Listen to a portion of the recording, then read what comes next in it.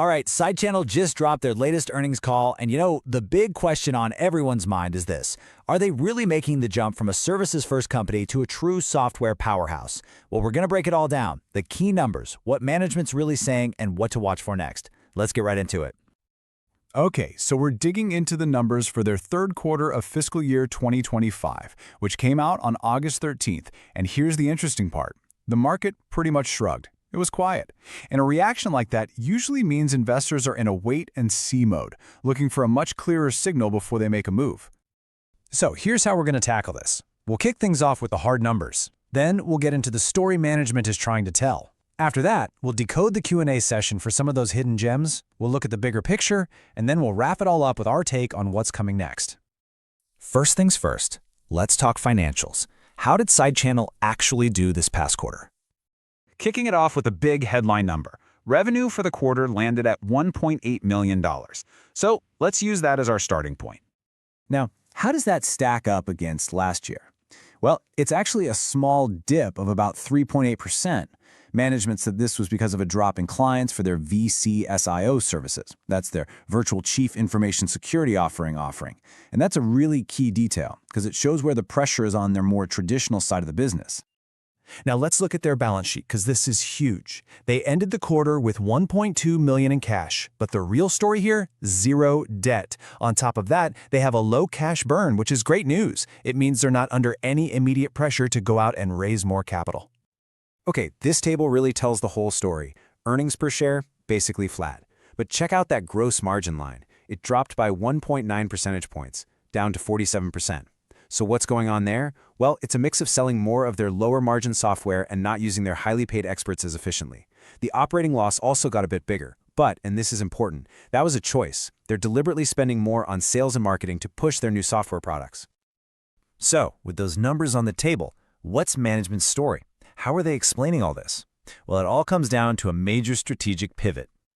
Management's playbook really boils down to 4 key moves.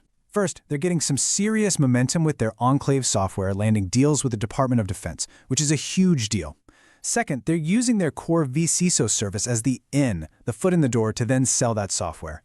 Third, they just launched a brand new insider threat program because the market was asking for it. And finally, the glue holding it all together. They are purposefully spending more on sales and marketing to really drive this shift to software. And you don't have to take my word for it. The CEO, Brian Hooley, said it perfectly himself.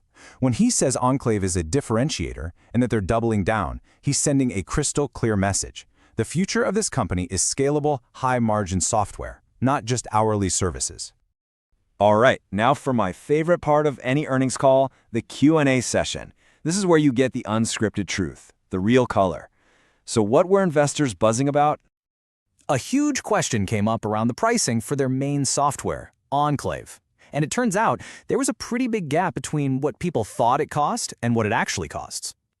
Yeah, so a lot of investors were apparently modeling prices around $50 per agent per month. But management set the record straight. The real price is way lower, somewhere between $3.75 and $7.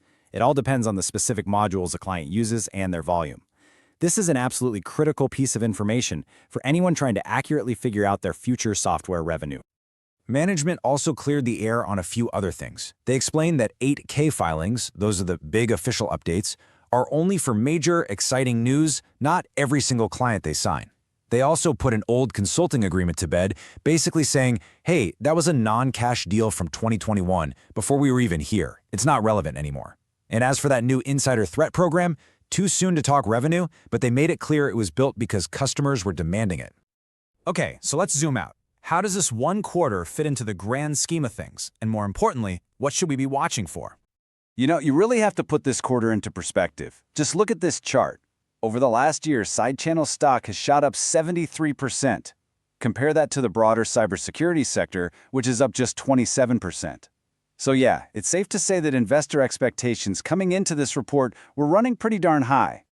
Looking ahead, I'm keeping my eye on 3 key catalysts. In the short term, any news about new Enclave deals, especially with the government. Midterm, we'll want to see the first real revenue numbers coming in from that insider threat program. And of course, the next big date on the calendar is December 3rd for their Q4 earnings call. So, after breaking all of this down, what's our final verdict? What's our take on the stock as we head into the end of the year? Okay, after weighing everything, our final analysis leads us to a rating of market perform. And let me tell you why. Here's the thinking.